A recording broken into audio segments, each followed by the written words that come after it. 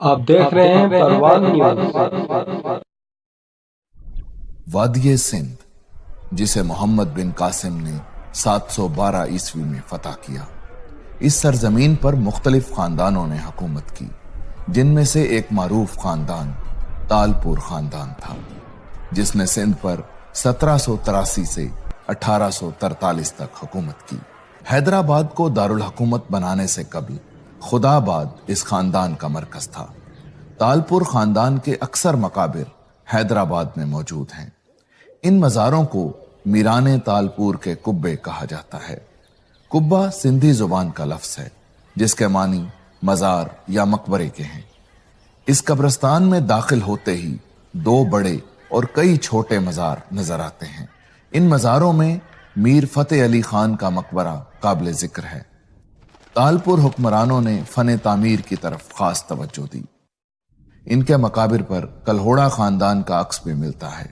قبروں پر دلکش کنداکاری اور ڈیزائن ان کو بے مثال بناتے ہیں۔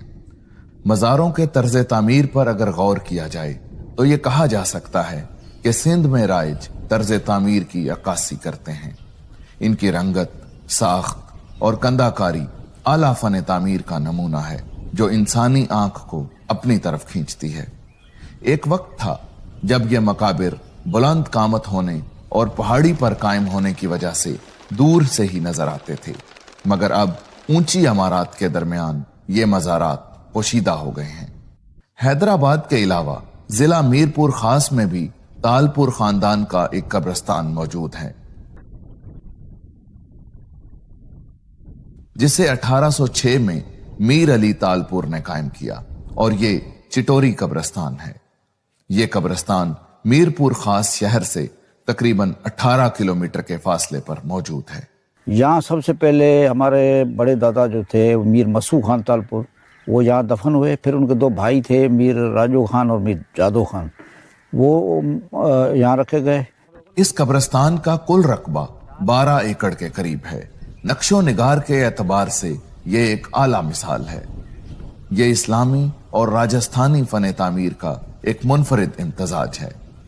میرپور خاص کے بانی میر علی مراد تالپور اور ٹنڈو والا یار کے بانی میر اللہ یار تالپور کے مقابر بھی یہاں موجود ہیں۔ کہا جاتا ہے کہ ان قبروں میں استعمال ہونے والا پتھر راجستھان سے لا کر خوب محنت اور ہنرمندی سے تراشا گیا۔ یہی وجہ ہے کہ اس کی فن تعمیر انسانی آنکھ کو حیران کر دیتی ہے۔ صدیوں پرانا یہ قبرستان آج بھی سیاحوں کو اپنی طرف کھینچتا ہے اور سندھ کی سرزمین کی تاریخ کی بھرپور عکاسی کرتا ہے۔ آپ دیکھ رہے ہیں پروان نیوز۔